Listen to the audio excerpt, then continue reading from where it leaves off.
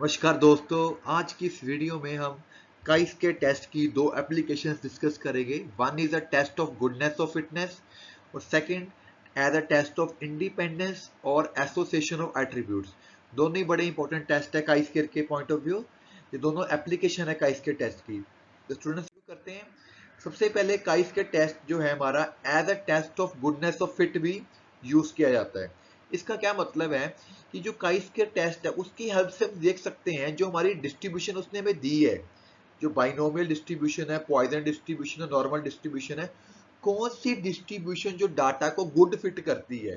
ठीक है, तो हमें इसको चेक करने के लिए कि वो डिस्ट्रीब्यूशन गुड फिट हो रही है कि नहीं हो रही है, काइस के टेस्ट लगाते हैं। तो हम मान लेते हैं कि जो हमारी एक्सपेक्टेड फ्रिक्वेंसीज निकली हैं, जो हमने एक्चुअली एक्सपेक्टेड फ्रिक्वेंसीज निकालते हैं फार्मूले से, हमने चेक करना कि वो गुड फिट है कि नहीं गुड फिट।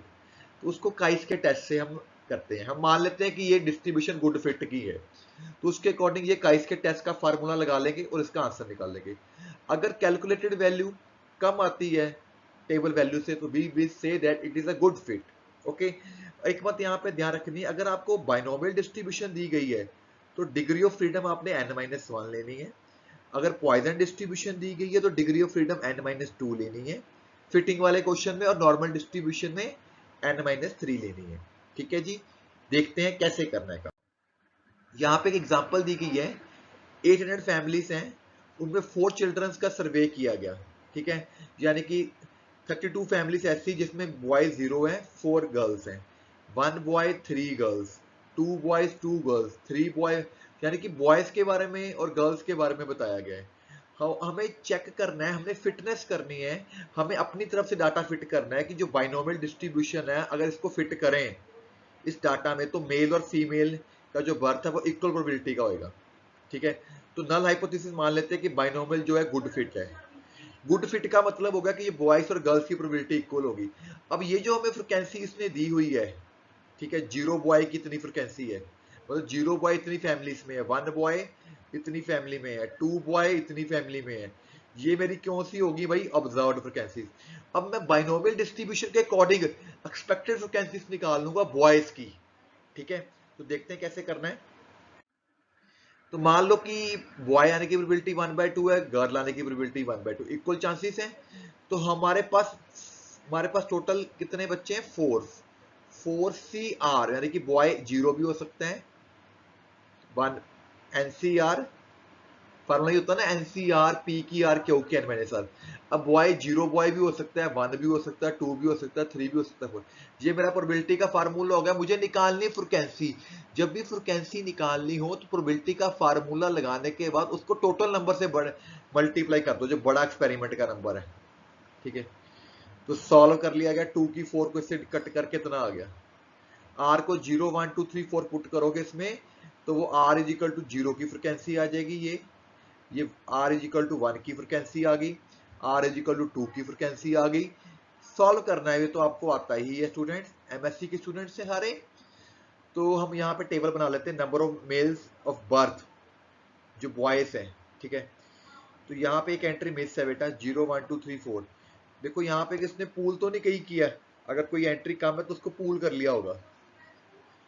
ठीक है, तो ऑब्जर्व्ड फ्रिक्वेंसीज लिख ली गई, एक्सपेक्टेड फ्रिक्वेंसीज लिख ली गई आपकी।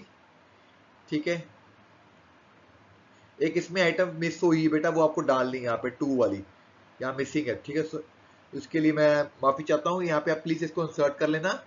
तो यहाँ पे लिख के इनको टोटल सेम आना चाहिए, बाकी फार्मूला ओ माइनस सी का स्केयर करके डिवाइड कर लिया ई से। This is our calculated value. Degree n-1 पे चेक करो, इसका आंसर आ रहा है मेरा 9.48। सो कैलकुलेटेड वैल्यू मेरी ज्यादा आ गई, तो नल हाइपोथेसिस क्या होगा, रिजेक्ट हो जाएगा। So binomial distribution not good for fitting.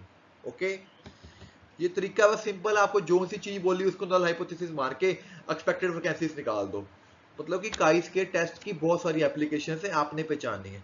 अगला क्वेश्चन है, एक्सीडेंट्स दिए गए हैं पर डे में, 400 डेज में रिकॉर्ड किए गए हैं। ठीक है, ये डाटा दिया गया है कि अगर कोई भी एक्सीडेंट नहीं होता वो इतने डेज हैं, अगर एक एक्सीडेंट होता है तो इतने डेज है, अगर 2 एक्सीडेंट्स होते तो इतने डेज हैं, ये चीजें दी हुई है।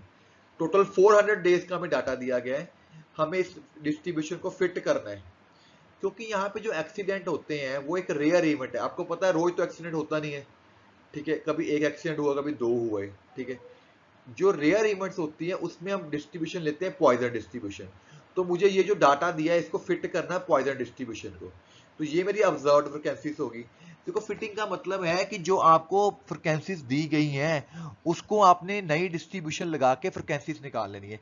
जैसे मैं बोल रहा हूँ कि मेरी पॉइजन डिस्ट्रीब्यूशन का क्वेश्चन है ये, तो मैं पॉइजन डिस्ट्रीब्यूशन से इनकी फ्रिक्वेंसीज निकालूंगा, ठीक है।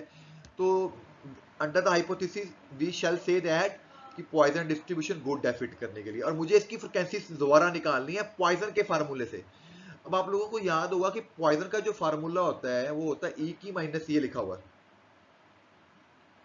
एम इसमें मीन होता है। तो मुझे मीन तो पता ही नहीं इस क्वेश्चन में, तो जो मुझे गिवन डाटा दिया है एक्स और एफ का, ये एक्स है ये एफ है, तो इसको सॉल्व करके एफ इंटू एक्स करके समेशन एफ एक्स कर लेते हैं डिवाइड बाय फ्रिक्वेंसी। हम पढ़ते थे ना छोटी क्लास में मीन का formula summation F x divide by सब टोटल फ्रिक्वेंसी, ठीक है। तो वहां से हमने मीन का फार्मूला लगा के मीन निकालिया 0.625। तो जो मेरा पॉइजन का फार्मूला नीचे लिखा हुआ ये वाला, इसमें मैंने एम की वैल्यू पुट कर दी, ठीक है। अब आर की वैल्यू क्या है, अभी देखो यहाँ से 0 1 2 3 4 5, तो आर को इसमें 0 1 2 3 4 5 पुट करेंगे तो मेरे पास फ्रिक्वेंसीज आ जाएंगी टोटल, और मुझे ये मेरी आएगी प्रोबेबिलिटीज, सॉरी। तो मुझे जब फ्रिक्वेंसीज निकालनी होती है टोटल एन से मल्टीप्लाई करना है, जितने भी क्वेश्चन है फिटिंग वाले में टोटल एन से मल्टीप्लाई करना है। 400 से मल्टीप्लाई करेंगे तो ये जो वैल्यू है ई की पावर इतनी, ये टेबल वैल्यू आपको देखनी पड़ेगी। ई का टेबल भी होता है, कई बार क्वेश्चन में गिवन भी होती है, ठीक है।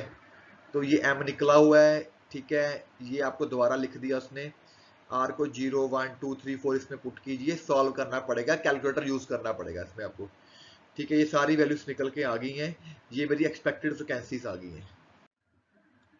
ओ लिख लिया गया, ई लिख लिया गया। अब इस क्वेश्चन में जो हमारी फ्रिक्वेंसीज है 5 से कम आने लगी ये वाली, तो क्या करते हैं उन फ्रिक्वेंसीज को पिछली फ्रिक्वेंसी में ऐड कर लेते हैं। तो इन तीनों को क्लब करके इकट्ठा कर लिया, तो इन तीनों को अगर मुझे क्लब किया तो मुझे इन तीनों को भी क्लब किया इधर से, इसका टोटल 13 हो गया, इसका टोटल 22 हो गया, ठीक है। इनका जो डिफरेंस किया इनका सिर्फ 9 आ गया, बाकी ओ माइनस ई ऐसे कैसे लिखा हुआ है। स्केयर कर लो, ई से डिवाइड कर लो, ये कैलकुलेटेड वैल्यू आ गई, ये पूलिंग करना बताया गया है, ठीक है। तो आपको काई स्केयर वैल्यू निकाल ली, इतनी आ गई यहां से कैलकुलेटेड। अब आपको पीछे बताया था जब पॉइजन वाले केस में n-2 लेनी है आपने डिग्री ऑफ फ्रीडम, तो n-2 पे चेक कर लो, इतनी वैल्यू आ रही है। तो कैलकुलेटेड वैल्यू क्या ज्यादा आ रही है टेबल से, तो नल हाइपोथेसिस रिजेक्ट हो जाएगा। तो ये आपको सिंपल क्वेश्चन है, बेसिकली फिटिंग ऑफ डाटा वाला इंपॉर्टेंट काम है। गुडनेस ऑफ फिट का मतलब जो सी डिस्ट्रीब्यूशन की बात कर रहा है उसके हिसाब से आपने फ्रिक्वेंसीज निकालनी है, फार्मूला काइस के टेस्ट का वही रहेगा, ठीक है जी। अब हम आगे, हमारे पास आ गया काइस के test as a test of independence और एसोसिएशन ऑफ एट्रीब्यूट। अगर हमारे पास दो या दो से ज्यादा एट्रीब्यूट्स दिए गए हैं, 2 और मोर एट्रीब्यूट्स, मुझे चेक करना है कि उन एट्रीब्यूट्स में कोई एसोसिएशन तो नहीं है, उनमें कोई इंडिपेंडेंस तो नहीं है। तो इसको भी हम काइस के टेस्ट से यूज कर सकते हैं। मान लो कि हमने चेक करना है कि एजुकेशन और एम्प्लॉयमेंट में कितनी इंडिपेंडेंस है, आपस में एसोसिएटेड है कि इंडिपेंडेंट है। पोस्ट ग्रेजुएशन एंड मैरिज में आपस में कोई एसोसिएशन है कि नहीं है, ठीक है। वेट और हाइट में कोई एसोसिएशन है, मतलब इस तरह की दो बातें एट्रीब्यूट्स की में आपने इंडिपेंडेंस चेक करनी है, तो हम काइस के टेस्ट लगा सकते हैं, ठीक है। नल हाइपोथेसिस में मानेंगे कि देयर इज अ इंडिपेंडेंस। तो क्वेश्चन शुरू करते हैं। यहाँ पे हमें बोला ही गया कि हमें टेस्टिंग करनी है इंडिपेंडेंस की। ये 2/2 का टेबल है बेटा, 2/2 के क्वेश्चन करने का एक खास तरीका बताने लगा हूं यहाँ पे। अगर 2/2 का टेबल आता है आपको क्वेश्चन करने में, तो यहाँ पे जो फ्रिक्वेंसीज लिखी हुई लिख लेनी है, नीचे इसका टोटल कर लो भाई, यहाँ पे इसका टोटल मारो, यहाँ पे इसका टोटल करो, इसके सामने यहाँ पे टोटल करो, इसके सामने यहाँ टोटल कर लो, ये टेबल बन जाएगा। यहाँ पे टोटल एन आ जाएगा, मतलब इन दोनों का टोटल और इन दोनों का टोटल, ठीक है। अब ये मुझे ना उसने ए सी बी डी 4 आइटम्स दे दिए हैं, मुझे इनकी एक्सपेक्टेड फ्रिक्वेंसीज निकालनी है, ठीक है। और मुझे ये मानना कि जो मेरे एट्रीब्यूट्स है वो इंडिपेंडेंट है, ठीक है।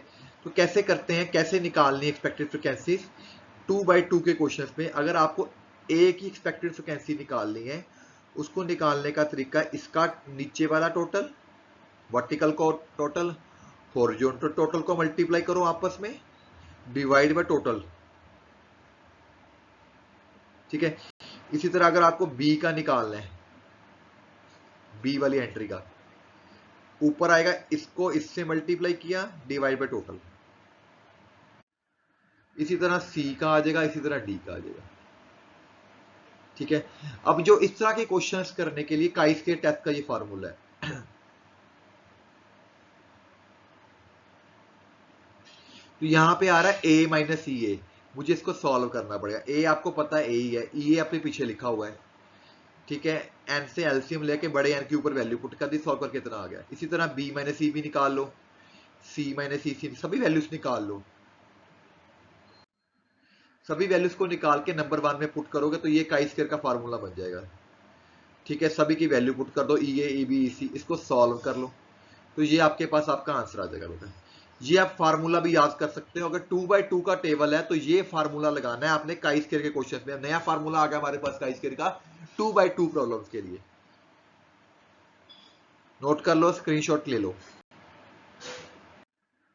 देखो यहाँ पे नेक्स्ट क्वेश्चन है, एक टाइफाइड है, बीमारी है, उस पर ड्रग दिया जा रहा है, इंजेक्शन लगाए जा रहे हैं 700 पीपल पे।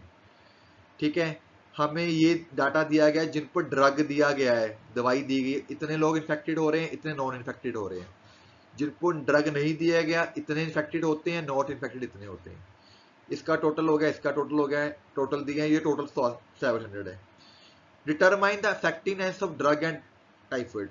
यहाँ पे हम एच नोट मान लेते हैं कि जो हमारे एट्रीब्यूट है टाइफाइड एंड ड्रग, ये इंडिपेंडेंट, मतलब कि इनमें आपस में कोई रिलेशनशिप नहीं है, यानी कि ड्रग का कोई इफेक्ट नहीं है। ये मेरा एच नोट हो गया। ठीक है। तो जब इंडिपेंडेंस का क्वेश्चन आ गया, ये 2x2 का क्वेश्चन है, तो आपको फ्रिक्वेंसीज निकालनी सिखाई है। जैसे आपने 140 की फ्रिक्वेंसी निकालनी है, 320 इंटू दिस 440, 450 डिवाइड बाई 700। इसी तरह 310 की फ्रिक्वेंसी निकाल लो। ठीक है। उसी कॉलम में जो उसकी टोटल है, इससे मल्टीप्लाई करके डिवाइड बाय टोटल। ये तो आपको देख के पता लग जाएगा कैसे निकाल रहा है। ये सारी फ्रिक्वेंसीज आ गई हैं। ठीक है। तो इसमें आप पास, अब आपको पीछे फार्मूला मैंने बनाया था ABCD वाला, अपना O और E से ही कर लो। ठीक है। O आपको पता ही है 140, 310, 180, 70 है, टोटल 700 हो गया। ये आपने निकाल ली है, डिफरेंस करके सॉल्व कर लिया। ठीक है। तो ये आपकी आ गई कैलकुलेटेड वैल्यू। अब जब 2x2 का क्वेश्चन होता है बेटा, उसमें जो डिग्री ऑफ फ्रीडम अपने याद करनी वो होती है R-1 S-1। R मतलब कितनी रोस है, 2 रोस है, S का मतलब कितने कॉलम्स है, 2 ही कॉलम्स है आपके। ठीक है। तो वो करके आपने, वो 1 आ रहा है। ठीक है। तो 1 डिग्री पे काई स्क्वायर की वैल्यू चेक कर लेनी है। तो कैलकुलेटेड वैल्यू आपकी ज्यादा आ गई है, सो इट इज रिजेक्टेड। इसका मतलब ड्रग आपको इन्फेक्ट करेगा, they are not independent. Students, thank you very much for watching my videos. Please subscribe कीजिए मेरे चैनल को।